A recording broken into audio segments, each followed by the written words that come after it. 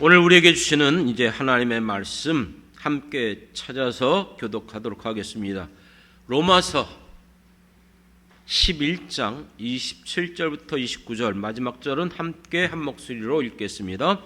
다 찾으신 줄 알고 27절 내가 그들의 죄를 없이 할 때에 그들에게 이루어질 내 언약이 이것이라 함과 같으니라.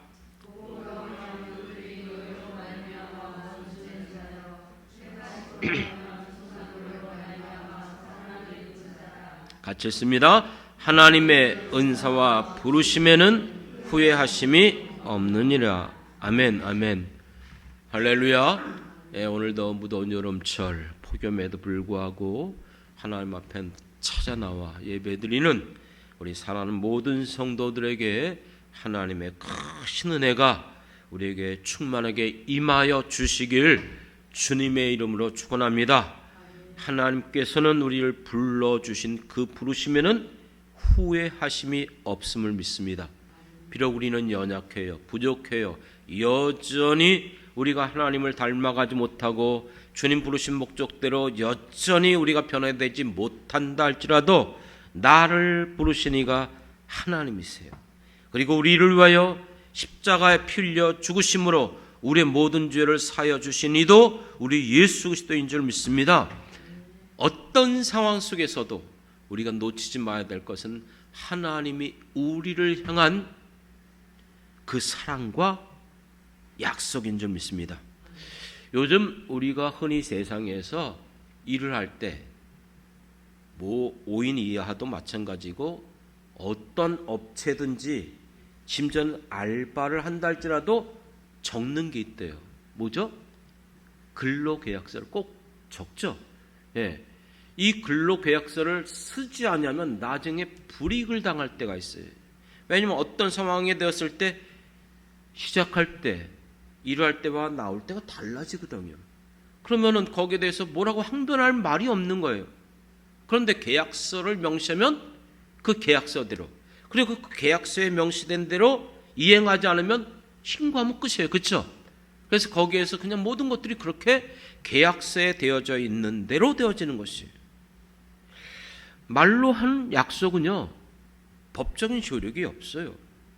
예전에 제가 어느 교회 부교육자 시절에 그렇게 열심히 봉사했어요. 너무나 열심히 봉사하니까 나중에 제가 이제 학교 하게 되면 등록금을 대주겠다 했었어요. 근데 나중에 안 하시더라고요. 근데 말로 한 게 무슨 의미가 있어요? 그렇죠? 그렇습니다. 왜 이런 얘기를 합니까? 여러분들이 천국문에 섰을 때에 우리가 하나님이 나를 맞이할 때에 우리는 담대히 불안하지 않고 하나님 앞에 나갈 수 있습니까? 여러분들이 그 천국문에 흔들리지 않고 나갈 수 있는 이유가 무엇입니까? 그때에 하나님께서 나에게 너가 천국에 들어갈 수 있는 이유를 말해보라. 그렇게 말한다면 뭐라고 말할 수 있죠? 뭐라고 말하겠습니까? 내가 주님을 위해서 이렇게 살아왔습니다. 내가 정말 지금까지 애쓰고 수고한 것들, 이때도 이렇게 했고요, 저 때도 이렇게 했고요, 그 모든 것들을 내가 살아오면 생각한 모든 것들을 장황하게 늘어놓겠습니까? 솔직하게 여러분, 그렇게 한다고 해서 과연 그것으로 인해서 천국에 들어갈 수 있습니까? 내가 가진 그 어떤 것으로도 그것은 충분한 이유가 될 수가 없어요. 왜냐하면은 천국에 들어갈 수 있는 것은 오직 천국의 주인 되신 이가 하나님이시기 때문에 하나님께서만 인정해 주셔야 들어갈 수 있는 거예요.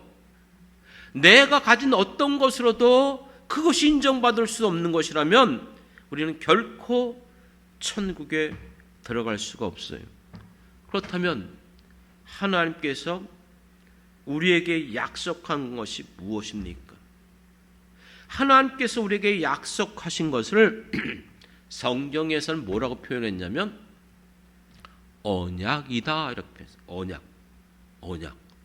이 언약이라는 단어는요, 전에도 얘기해 드린 것 같은데 현재 우리가 사용하는 단어로서 적합하게 표현할 수 있는 단어가 거의 없어요. 이 단어의 뜻은 언약, 약속 또는 뭐 계약 이런 말로 많이 우리가 번역해서 사용하는 것은 사실이에요. 약속. 근데 약속이란 말이 우리가 너무나 세상 속에서 흔하다 보니까는 이 밥 먹듯 바뀌고 버리고 이행하지 않는 게 약속이 한두 가지가 아니잖아요. 그래서 좀 당하는 계약을 썼다는 거예요. 계약. 그래서 우리가 보통 우리 개신교를 계약 언약, 계약 신약 이런 말도 쓰긴 해요. 하지만 그것도 가장 적합한 단어가 아니에요.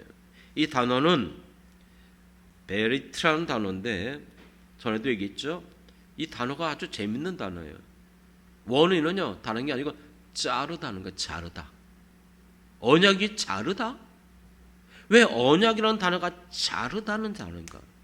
그런데 이 단어는 자르다, 이렇게 칼로 자르는 건데 원어는요 가장 적합하게 표현할 수 있는 것이 구약학 신학 교수가 얘기하기를 이 단어는요 우리의 언어에 가장 적합한 단어는 유언이라는 단어, 유언. 언약이라는 단어가. 그런데 원래 이 단어에는 어디서 왔냐면 자르다. 이것을 이해하기 위해서는 지금의 우리의 문화와 우리의 이 언어의 습관으로는 이해할 수 없어요. 이 단어는 고대 근동에서 사용하던 단어인데 이게 어디에서 나왔냐면 고대 근동에서 언약을 맺을 때에 어떻게 했냐면 언약 당사자가 짐승을 잡아요. 그 짐승을 잡는데 그것을 반으로 쪼개놓는 거예요. 자르는 거. 거기서 나온 거예요. 자르다. 바로 짐승을 반으로 쪼개나는 거예요. 머리서부터 발까지. 완전히 반으로 잘라서 옆에다 펼쳐놔요. 그리고 이 자른 짐승 사이로 언약 당사자가 손잡고 지나가는 거예요. 이게 언약을 맺는 거예요. 이건 무슨 뜻의 의미가 있냐면 당신과 내가 이 언약을 맺었는데 당신과 내가 이 언약을 어길 때는 봐라. 어떻게 됐다? 이 짐승이 어떻게 됐어요? 반으로 쪼개서 죽음을 당한 거예요.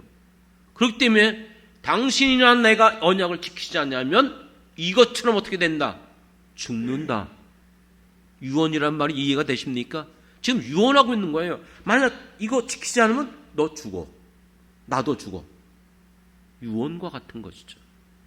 그렇기 때문에 이것은 반드시 어떤 상황 속에서도 지켜야 될 것이 바로 이 언약이라는 단어예요.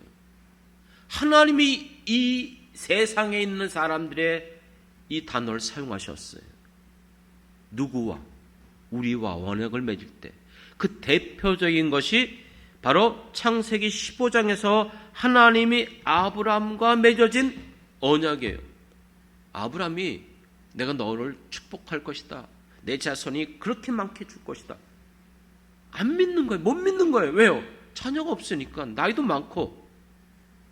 상황과 환경을 볼 때에 이게 이루어질 수 있는 게 아니에요. 그렇게 자꾸 의심하잖아요. 한두 번이 아니에요. 7번인가 8번인가 그렇게 하나님이 계속해서 아브라함에게 약속했거든요.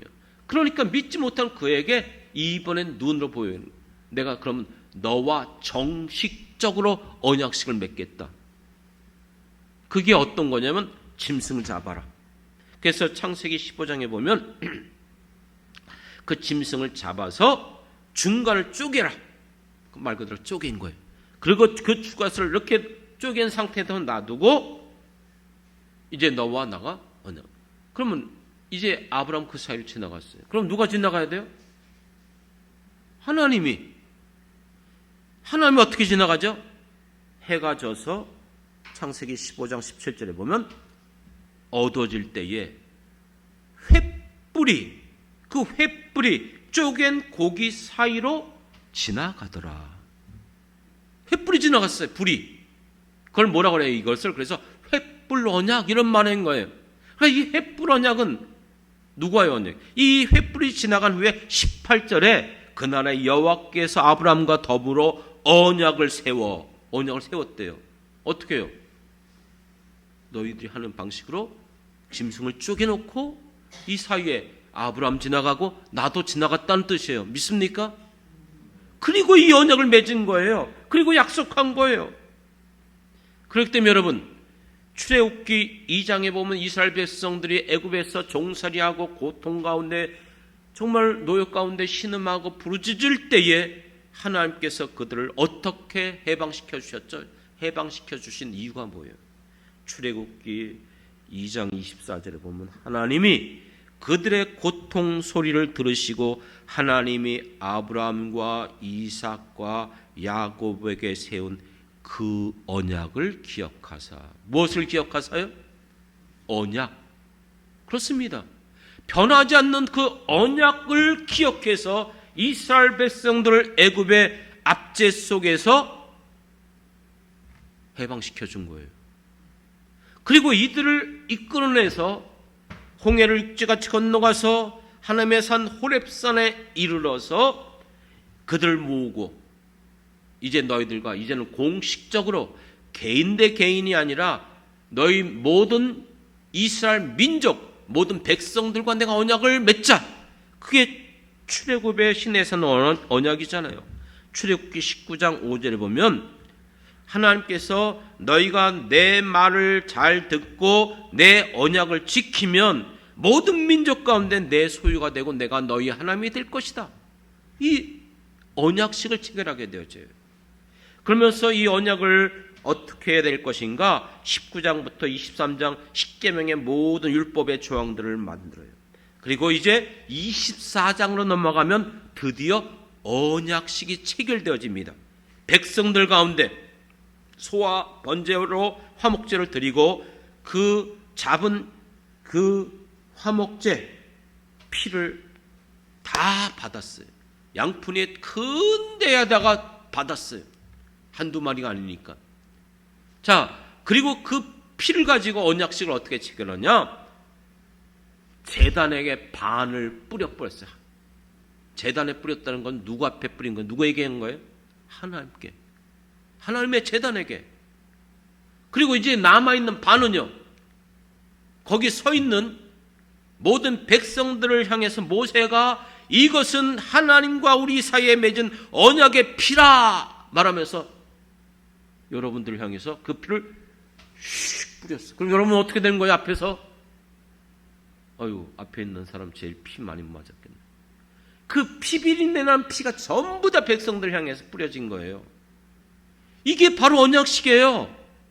하나님께서 이스라엘 백성과 하나님 사이에 맺어진 이 시내산 언약. 이 언약에 대해서 이스라엘 백성들은 뭐라 했죠? 우리가 다 준행하겠나이다 약속을 했어요. 이것이 하나님과 이스라엘 백성들이 맺은 불변의 언약, 바뀌어질 수 없는 언약이에요.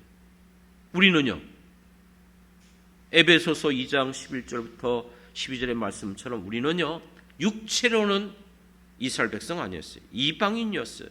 우리는 할례를 받은 민족도 아니에요. 우리는 그때 이스라엘 밖의 사람들이었고 이 언약과는 상관없는 외인이었었다. 그렇기 때문에 우리는 세상에서 소망도 없고 하나님도 없었던 사람들이다. 이게 우리예요. 언약과 상관없는 사람들이란 말이에요. 이 언약은 절대 불변의 약속인데 그런데 우리가 어떻게 언약 백성이 될 수 있어요? 우리 이스라엘 백성 아니잖아요. 그런데 이스라엘 백성들이 이 언약을 파괴시켰어요. 우리가 다 준행하겠나이다 했지만 결국 지키지 못한 게 이스라엘의 역사잖아요.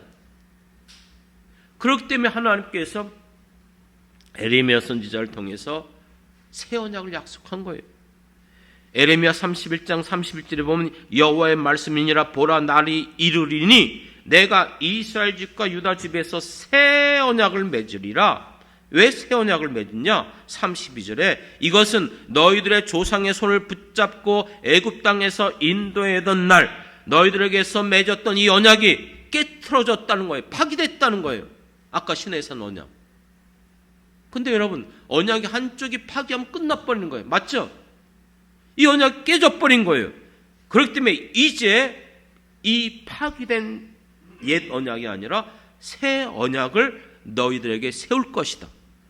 에레미야 31장 33절에 보면 나의 법은 그들 속에 우리의 마음에 기록하겠다는 거예요.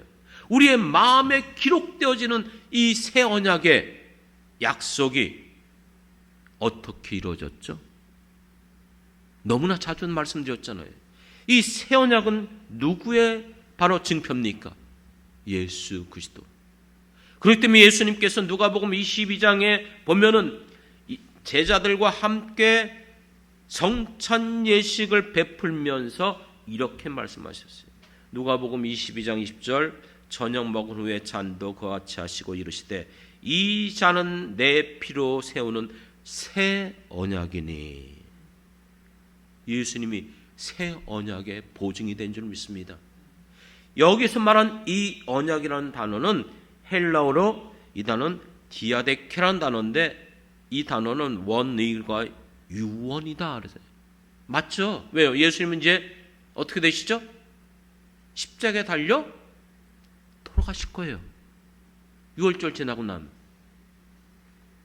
그렇기 때문에 지금 그들과 맺어지는 이 새 언약, 이건 유언이에요. 이거는 바꿀 수 없는 거예요. 여러분, 유언은 어떤 상황 속에서도 바뀌지 않는 거예요. 그렇기 때문에 이 디아데케라는 단어는 유언이라는 단어의 뜻도 있지만 법적으로 폐하여질 수 없는 바로 유언장. 그러니까 어떤 상황 속에서도 이건 누가 뭐라고 해도 바뀌어지지 않는 거예요. 이것이 하나님께서 예수 그리스도를 통해서 우리에게 주신 새 언약인 줄 믿습니다. 그런데 여러분, 갑자기 왜 지금 이 언약에 대해서 말하는지 이유를 아십니까? 지금 우리가 로마서를 살펴보고 있어요. 앞부분을 통해서 1장부터 3장 예수를 믿지 않으면 피할 수 없는 진노와 심판. 그런데 예수를 믿음으로 엄청난 축복을 우리는 다 받았어요. 믿습니까? 그것을 깨달은 사람은 이제는 내가 어떻게 하면 주님을 위해서 살 것인가. 그렇기 때문에 우리는 예수 그리스도 안에서 의의 병기로 주님이 기뻐하는 일에 쓰임받길 원해요. 그런데 현실 속에서 결코 그렇지 못하잖아요. 오라 나는 곤고한 자로다. 그래서 이 모든 것들을 가능케 할 수 있는 것이 우리에게 성령의 놀라운 축복인 줄 믿습니다. 그런데 이 모든 사실들을 여전히 여러분들이 믿는다고 말하면서 현실 속에서는 또 연약함에 빠져요. 또 여러 가지 문제로 인해서 우리는 갈등을 겪고 흔들리고 넘어지고. 그렇기 때문에 지금 사도 바울이 11장부터 이 12장, 로마서 9장부터 11장이죠. 정확하게 9장, 10장, 11장 3장에 걸쳐서 이스라엘 백성들을 향한 메시지를 전하는 거예요.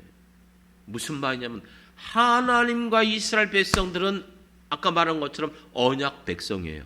맞죠? 언약 백성이기 때문에 비록 그들이 예수님을 거부했고 십자가에 달려 죽였기 때문에 그들은 새 언약의 수혜자가 되지 못했어요. 그렇기 때문에 그들은 다 멸망받아 마땅해요. 당연하죠. 예수 믿지 않으면 이스라엘 백성들이라도 지옥 갈 수밖에 없는 거예요. 믿습니까? 바뀌어지지 않아요. 그러면 이스라엘 백성들은 뭐냐 이거예요. 이 일에 대해서 사도 바울이 9장, 10장, 11장을 통해서 말하는 게 뭐냐? 결코 그럴 수가 없다는 거예요. 왜요? 하나님께서 언약한 거기 때문에 이 언약은 바뀌어지지 않는다는 거예요. 그럼 그들은 예수 안 믿는데? 아니요. 하나님께서 언약 맺은 것이기 때문에 반드시 그들이 구원받게 된다는 거예요. 어떻게 해요? 어떻게 해요? 예수 안 믿는데? 그 증거가 구약에서 보면은 북이스라엘은 멸망을 당했어요. 남유다는 회복이 됐어요. 이유가 뭐죠? 하나님의 언약이 다윗의 언약이었어요. 그 다윗의 언약은 유다 민족을 향한 약속이었고 유다 민족을 뺀 나머지 10지파는 결국 멸망당해서 사마리안처럼 잡족이 되고 말았어요. 하지만 하나님께서는 이 유다 민족을 향한 에레미야서 이사야를 통해서 강조하고 있는 게 들어보셨을 거예요. 남은 자들을 회복하리라. 할렐루야. 남은 자들. 그 남은 자들이 누군가? 그것이 유다 민족을 통해서 오실 메시아를 믿는 자들. 그렇기 때문에 때가 되면, 그때는 알지 못하지만, 그래서 지금도 이것을 믿고 많은 사람들이 유대인들을 향해서 선교를 하는 이유가 거기 있어요. 마지막 때가 되면, 그때가 되어지면 유다 민족 가운데, 이스라엘 민족 가운데 회복의 역사가 일어나게 된다는 거예요. 그 남은 자들이 예수를 믿고 죽게 돌아오는 역사가 일어나게 될 줄 믿습니다. 믿습니까? 전혀 상상할 수 없고 전혀 여러분 받아들일 수 없었던 우리들이, 하나님을 대적하고 하나님을 전혀 알지 못했고 언약 밖에 있었던 우리들이 예수를 믿음으로 이렇게 하나님의 자녀가 된 것처럼, 그때가 되어지면 이스라엘 민족 가운데 회복의 역사, 남은 자가 돌아오는 역사가 일어나게 될 줄 믿습니다. 왜요? 왜 그게 가능해요? 그것이 하나님의 뭐이기 때문에? 언약이기 때문에. 이만큼 하나님의 언약은 바뀌어지지 않아요. 그러면 이것은 또 왜 얘기했는가? 단순하게 이스라엘 민족에 남은 그 구원의 역사를 말하기 위해서? 아니요.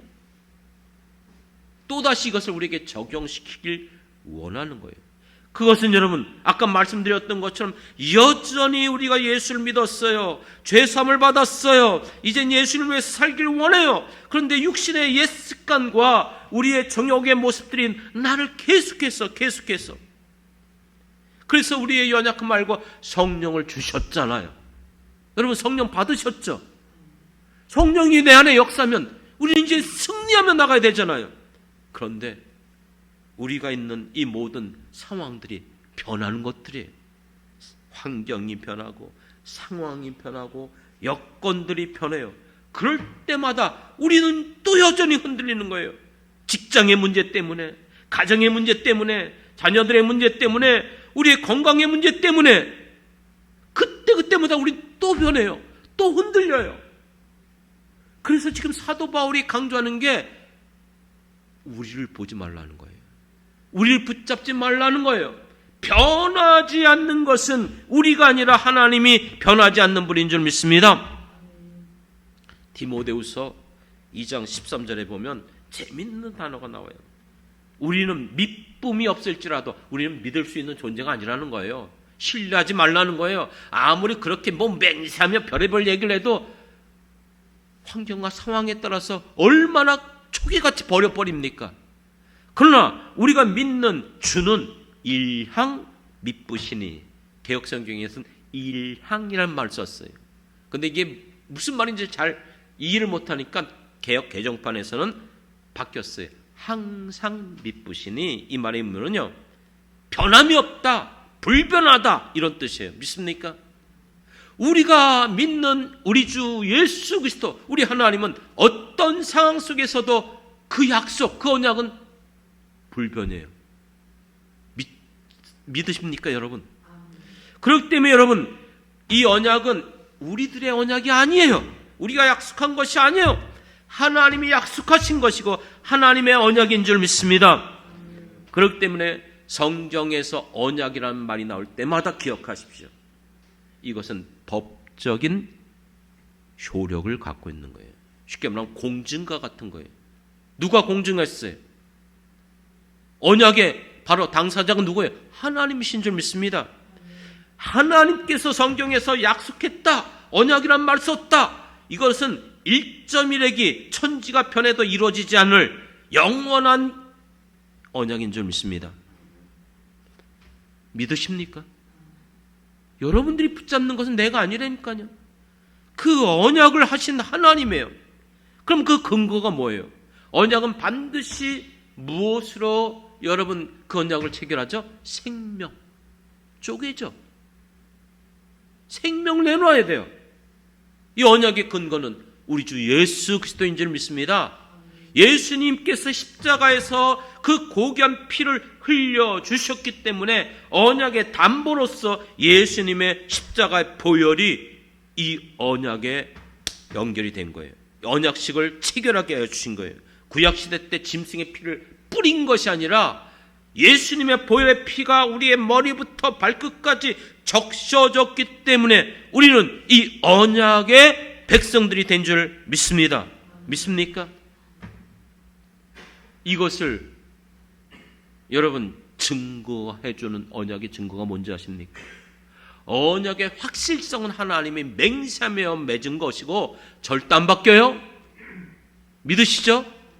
언약의 담보는 예수님의 십자가의 그 생명의 피인 줄 믿습니다. 그러면 언약의 증거가 뭐냐? 그게 우리에게 보내주신 성령인 줄 믿습니다.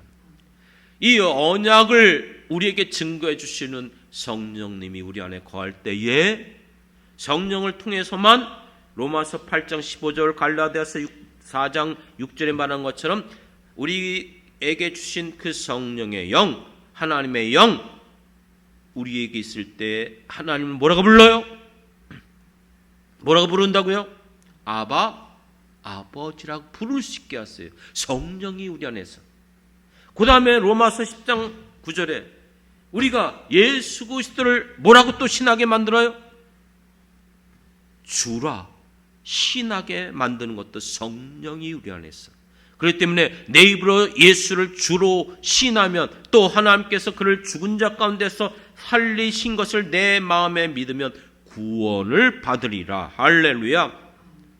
그러면 내가 자녀인 것을 어떻게 할 수 있어요? 이거 역시 로마서 8장 16절에 성령이 친히 우리 안에서 우리의 영과 더불어 우리가 하나님의 자녀인 것을 어떻게 하신다?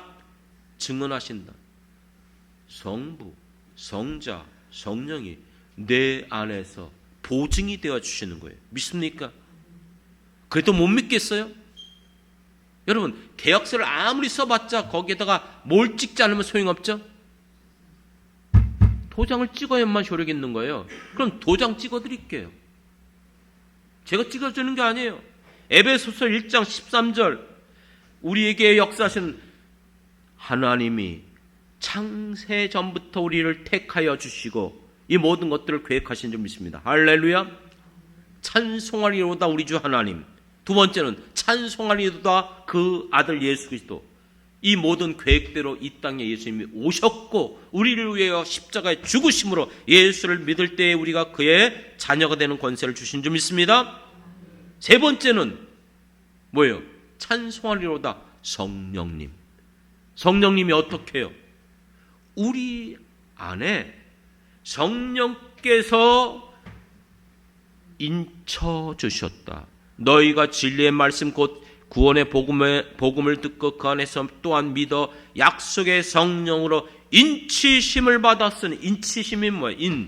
도장을 찍었다는 거예요. 성령을 통해서 여러분들이 도장 찍힘을 받은 거예요. 믿습니까? 그렇기 때문에 여러분, 오늘 이 말씀을 왜 우리가 받아야 되냐면, 왜 이것을 붙잡아야 되냐면 예수를 믿는 자들에게만 주신 약속, 언약인 줄 믿습니다. 그 약속이 바로 불변의 하나님의 언약이잖아요. 아까 말한 것처럼 천국에 들어갈 때에 뭐라고 말할 거예요? 너가 천국에 들어갈 수 있는 이유를 대봐라. 내가 이렇게 살아왔고요, 이렇게 수고했고요, 이런 일을 했고요. 그거 아무 소용없어요. 그것으로는 결코 천국에 들어갈 수 있는 게 아니에요. 우리 행위로, 수고로, 어떤 것으로도. 그런데 우리가 말할 수 있는 것은 바로 하나님이 말씀하신 하나님의 언약인 줄 믿습니다. 믿습니까? 천국의 주인이 되시는 하나님의 언약, 예수 그리스도의 언약, 성령을 통한 이 언약. 그렇기 때문에 우리는 어떤 상황 속에서도 흔들리지 말고 붙잡아야 될 것이 이 언약이에요. 이번 파리 올림픽, 황당한 올림픽이죠. 세상이 갈 대로 가고 있어요. 그래서 더 이상 올림픽에 이 필요성이 있느냐까지 이제 거두되고 있어요. 파리, 프랑스는 인본주의자들이고 저들은 철저히 종교를 거부하는 자들이에요. 하나님을 대적하며 기독교를 조롱하는 올림픽으로 기억 남을 수밖에 없어요. 역대 가장 관심을 잃어버린 올림픽. 정말 0% 나오기도 했어요. 시청률이. 세계적으로 지금 다 그래요. 가장 낮은 시청률을 기록한 것이 이 파리올림픽이에요. 파리올림픽에서 어떤 것을 이렇게 펼쳤냐면 예수님의 성찬만찬을 실제 그렇게 했어요. 거기에 맨 가운데 예수님의 자리에 약간 몸이 좀 둥둥한 여성이 앉았는데 동성애자예요.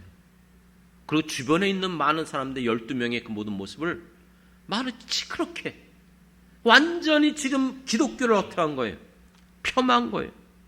그리고 예수 그리스도를 말 그대로 트랜스젠더로 만들어버린 거예요. 말이 됩니까 이것이? 이와 같은 여러분 프랑스 총리 현재 총리는 게이예요. 비정상적인 이건 있을 수 없는 이건 지구촌의 여러분 정말 화비 아니에요. 그리고 역대 동성애자 선수들이 가장 많이 참여한 이 올림픽으로 기억되고 있어요. 195명? 공식적인 195명. 그 중에서 특별히 아시죠? 권투 선수 알제리 이만 캘리퍼라는 선수가 나왔어요. 여자 선수로 출전했어요. 아시죠? 그런데 이 사람은요 성전환 수술도 안 한 트랜스젠더도 아니에요. 생물학적으로 볼 때 그는 XY 염색체를 가지고 있는 사람이에요.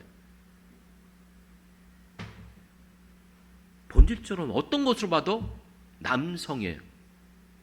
그런데 자기는 여성이라고 말해요. 그래서 그것 때문에 여성으로 인정해 준 거예요. 이 선수와 대결했던 유력 메달리스트로 인정받았던 이탈리아 여성 권투 선수 카리나가 권투 경기를 하면서 46초 만에 기권했어요. 보셨습니까? 그래서 저도 한번 봤더니 싸우면서 한 대 딱 맞았어요. 어퍼컷을 맞았는데 돌아서더니 못하겠다는 거예요. 인터뷰한 자긴 평생 내가 이렇게 권투 선수로 이런 가격을 경험해 본 적이 없다는 거예요. 당연하죠. 왜요? 이 사람이 여성이에요? 남자잖아요. 남자가 덩치가 큰 그 사람이 치는데 그래서 그냥 기권하고 말았어요. 그리고 그 사람 금메달 땄어요. 여러분 아무리 여자라고 주장하고 심지어 나중에 이슈가 많으니까 예쁘게 화장해갖고 화장빨로 완전 여자처럼 보이고 머리도 여러분 그렇다고 여자가 됩니까? 인간의 염색체는 하나님께서 여자는 XX 남자는 XY로 이미 운명적으로 정해져 있어요. 바뀔 수가 없는 거예요. 태어날 때부터 여성과 남성은 정해져 있는 거예요. 이것이 하나님의 정한 법칙입니다. 믿습니까? 이 얘기하려는 게 아니에요. 우리가 천국에 들어갈 수 있는 이유가 무엇입니까? 내가 아무리 노력하고 애쓰고 수고하고 선을 행하고 그리고 내가 모양으로는 교회를 다니고 교인으로 내가 몇십 년을 살아왔다? 그것으로 인해서 천국에 들어갈 수 있을까요? 여성이 아무리 여러분 나는 남성이야 남성이 나는 아무리 여성이야 여러분 염색체가 안 바뀐다니까요. 치장을 하고 심지어는 성전환 수술한다고 해서 그게 바뀌어요? 안 바뀌어요. 여러분 우리가 천국에 들어갈 수 있는 유일한 계약서가 뭐예요? 조건이 뭐예요? 오직 예수 그리스도를 믿을 때에 우리의 옛사람이 변하여 새 사람이 되는 줄 믿습니다. 우리 안에 누구의 피가 흘러가는 거예요? 예수의 피가 흘러가는 거예요. 그래서 우리는 악한 마귀 사단의 자녀가 아니라 하나님의 자녀가 되는 권세를 주신 줄 믿습니다. 우리 안에 거하시는 성령으로 우리는 하나님을 아버지라고 불러요. 예수님을 주님이라고 신해요.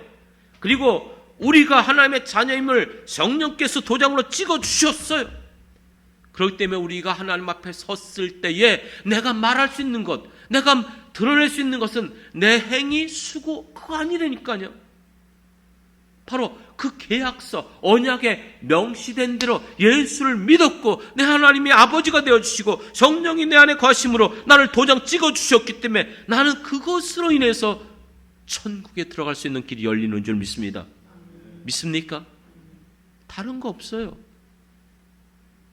그렇다면 이것을 여러분 어떻게 우리가 적용시키며 살아가야 될까요? 이것은 내가 맺은 언약서가 아니에요. 언약을 내가 한 게 아니고 하나님께서 우리를 찾아와 주셨고 하나님께서 이 언약을 우리에게 허락해 주셨고 이 언약서를 주신 줄 믿습니다. 그렇다면 사랑하는 성도 여러분, 여러분들이 이 언약의 수여자가 되어졌고 이 언약을 받은 사람들이라면 이 세상을 살아가면서 앞서서 사도 바울이 말한 것처럼 힘들고 어렵고 곤고하고 낙심이 되고 절망이 되고 소망이 없는 어떤 상황에 들어간다 할지라도 우리는 이 세상으로 인해서 내게 있는 것들로 인해서 소망을 갖는 게 아니에요. 우리의 참 소망은 하나님으로부터 오는 줄 믿습니다. 내일은 알 수 없어요. 어떤 일이 우리에게 주어질지 누구도 알 수 없어요. 저도 마찬가지고 여러분들도 마찬가지. 저희 어머님이 정말 그렇게 정말 피난 내려오셔서 고생하시며 살 때 항상 집에서 찬양했던 찬양 중에 하나가 찬송가는 내 영혼이 은총 입어, 그걸 많이 부르셨고요. 그 밖에 1세대 우리 성도들이 부른 좋은 찬양이 있어요. 안희숙 우리 사모님 여사 뭐죠? 내일일은 난 몰라요, 하루하루 살아요, 불행이나 요행함도. 그렇죠? 그 어떤 것도 알 수 없잖아요. 하지만 하나님이 나와 함께 하시기 때문에 하루하루 우리 앞에 어떤 일이 펼쳐진다 할지라도 우리는 하나님으로 인해서 소망을 가지고 나갈 수 있는 줄 믿습니다. 이것이 우리의 소망이에요. 우리 교회 어떻게 될까요? 우리의 장래가 어떻게 될까요? 우리는 누구도 알 수 없어요. 나도 알 수 없어요. 여러분들도 알 수 없어요. 하지만 분명한 사실은 주님께서 세워주신 교회, 주님의 몸된 핏값으로 사신 주님의 교회가 영천교회인 것을 믿습니다. 그것은 어떤 상황 속에서도 바꿀 수가 없는 거예요. 우리가 세운 것이 아니라 하나님이 세워주셨고 하나님이 책임져 주셨기 때문에 때마다 시마다 하나님께서 모든 일들 속에서 역사하여 주셔서 세운 목적대로 하나님께서 쓰시길 원하시는 줄 믿습니다. 여러분들이 정말 애쓰고 수고해 주시고 함께해 주시고 모든 일에 함께해 주시기 때문에 여기까지 또한 올 수 있는 것은 사실이에요. 하지만 언제나 또한 모든 것들이 우리에게 다 그렇게 모든 것들이 갖춰져 있는 건 아니에요. 얼마 전에도 마음에 오는데 이걸 어떻게 해야 되지? 우리가 그렇게 여유 있고 뭐 저기인 건 아니잖아요. 고민하면서 기도를 하고 있었어요. 계속해서 기도하고 있었어요.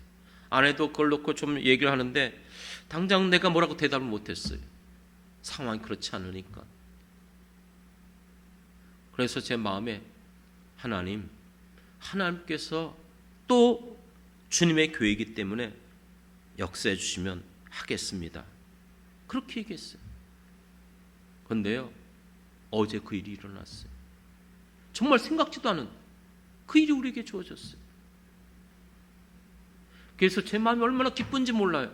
야, 하나님께서 그 일을 하게끔 하시는구나. 여러분, 이 모든 일은 누가 하는 거예요?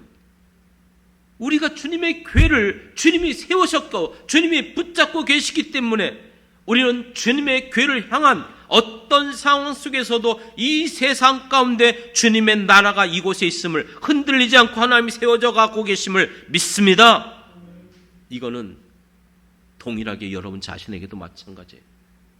누가 여러분을 부르셨습니까?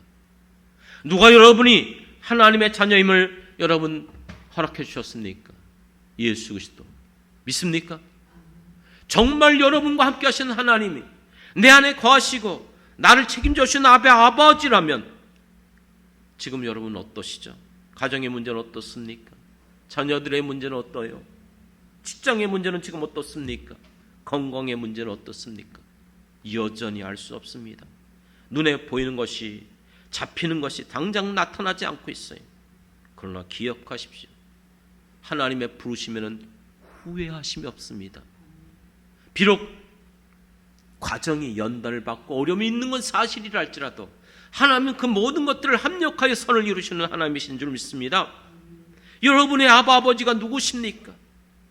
이사야서 43장 1절, 너는 내 것이라 내가 너를 창조하였고 너를 불렀다. 그러므로 너가 불 가운데 지날지라도 물 가운데 지날지라도 불이 너를 사르지 못할 것이고 물이 너를 침몰치 못할 것이다. 지금도 우리 안에 역사하시는 분이 누구십니까? 그렇기 때문에 우리가 부르는 찬양 속에서도 세상의 유혹 시험이 내게 몰려올 때 나의 힘으로는 어찌할 바 모른다 할지라도 내 안에서 역사하고 계시는 할렐루야, 우리 주님이 함께하고 계심을 믿습니다. 어느 목사님이 설교 중에 그런 얘기를 하더라고요. 행복한 사람과 불행한 사람을 살펴보면 행복한 사람은 긍정의 사람이라는 거예요. 이와 같은 사람은 아무리 어려워도 아니야, 방법이 있을 거야. 아무리 힘들어도 괜찮을 거야. 괜찮아. 그렇습니다. 여러분, 정말 여러분들이 이와 같은 언약을 갖고 계신다면 하나님은 나의 하나님이야. 예수님은 나를 위해 십자가의 주까지 나를 사랑해 주셨어. 성령이 내 안에 역사하고 계셔. 내가 지금 비록 이것을 깨닫지 못한다 할지라도 반드시 인도해 주실 거야. 지금까지 믿어왔는데 소용없다고? 아니야, 그럴 수 없어. 믿음대로 역사해 주실 거야. 여러분, 우리는 어떤 상황 속에서도 우리가 붙잡아야 될 것은 변하는 세상, 수시각각 여러분 흔들리는 이 세상의 모든 상황과 여건 속에서 눈에 보이는 것을 바라보지 말고 보이지 않지만 우리와 함께 하시는 우리 주 하나님을 바라보면서 끝까지 그 말씀 붙잡고 성령이 인도하는 대로 믿음으로 승리하는 저와 여러분이 되길 주님의 이름으로 축원합니다. 기도하겠습니다.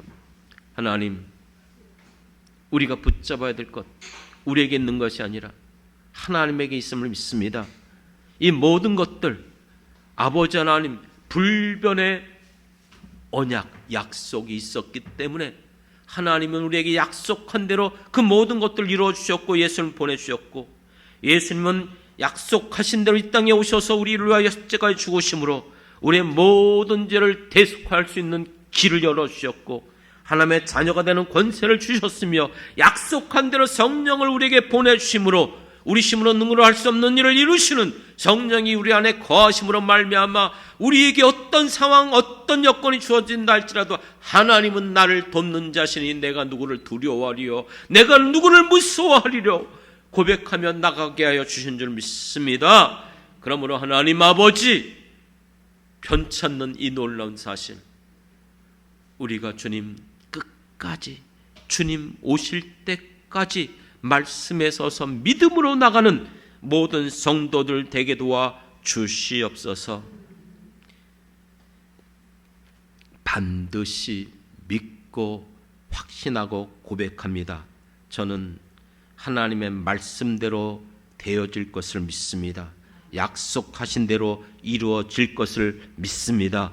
사랑하는 성도들에게 이루어 주옵소서. 믿음대로 될지어다. 구하는 대로 응답받게 하여 주시옵소서. 하나님이 저들을 붙들어 주시옵소서. 주님 앞에 어찌할 바 몰라 고민하고 근신하며 염려하며 예수의 이름 붙잡고 나와 기도할 때마다 그들이 가지고 있는 그 어떤 문제라도 할 수 있거든이 무슨 말이냐, 믿는 자에게 능치 못함이 없느니라. 그러므로 아무것도 염려하지 말고 모든 일에 기도와 간구로 감사함으로 가릴 때에 하나님께서 그리스도 예수 안에서 우리의 마음을 지키시고 평강의 하나님께서 이루어 주실 줄 믿습니다.